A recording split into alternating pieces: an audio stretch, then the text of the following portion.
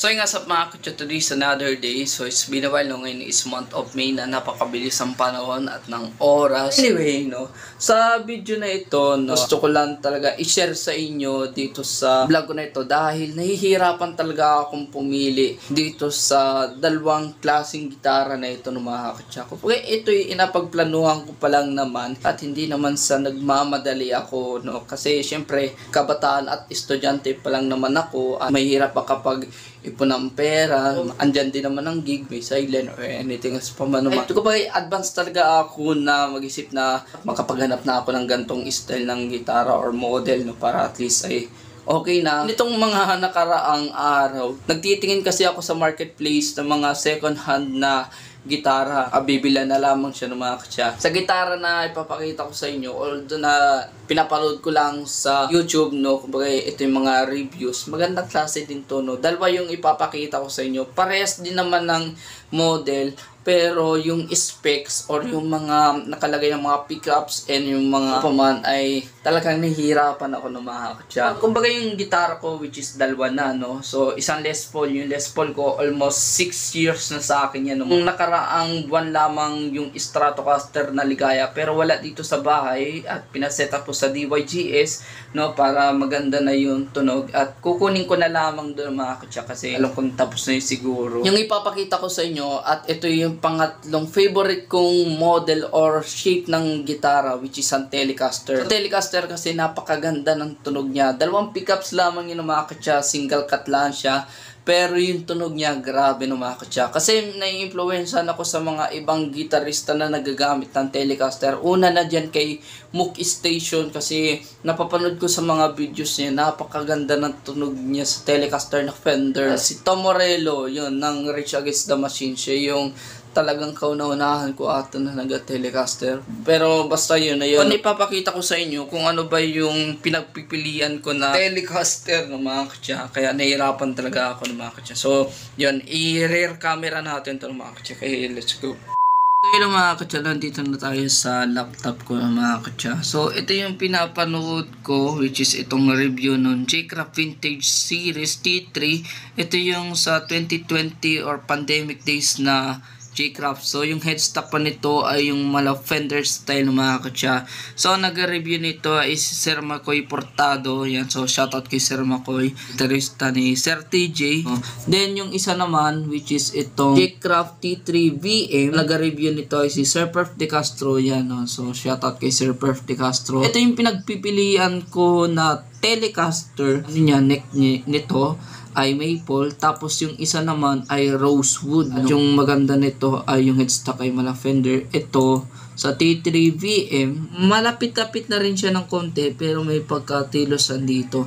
Kasi pagdating sa mga headstock, no, kahit Strat sa Telecaster, sa Les Paul, ay kumbaga kung ano yung naging traditional na headstock nung sa Gibson at sa Fender, yun yung gusto ko pag sa mga budget meal or saktuang presyo na gitara. Ayoko kasi yung mga matutilos or yung maiba yung headstock, kumbaga ang pangit tignan. Kaya ako maarte talaga pagdating sa mga headstock ng mga gitara. Pero pag magaganda-ganda kasi yung headstock, ay goods na sa akin yun ng mga kutya. Okay, by looks ako tumitingin sa gitara ng mga kutya, hindi sa tunog ng mga kutya. Pero sa tunog mahalaga yan. Paparinig ko sa inyo yung Clinton nitong T3 VM at yung T3. Ito yung unahin na natin, yung vintage series na T3 na 2020 version. So ito yung Clinton. Buhay yung tunog.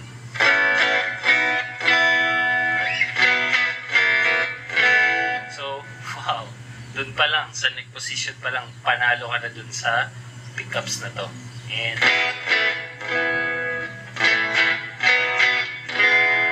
so, let's go to the middle position.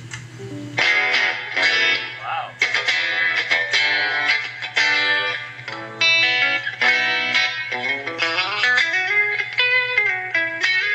So din naman tayo sa T3 VM nung kay Sir Perf De Castro na Clinton.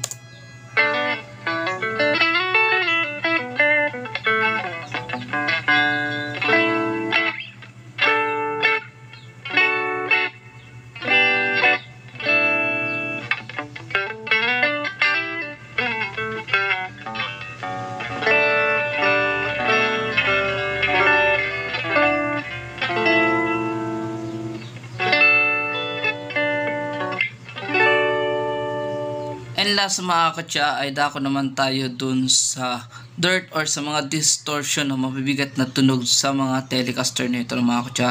So unahin muna natin yung sa J-Craft Vintage T3. So ito yung tunog kapag dirt sound. Drive. Yun, no?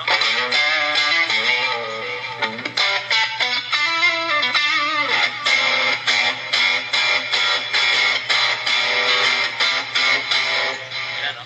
Lalo na kung nasa bridge.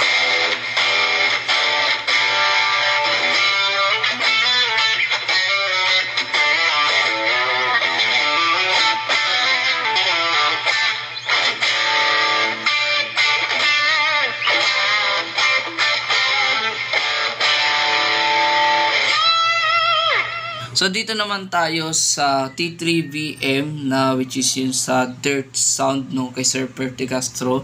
Ayan, tingnan mo ka ni Sir Perf. So, sorry Sir Perf no. So yan, so ito yung tunog kapag distortion.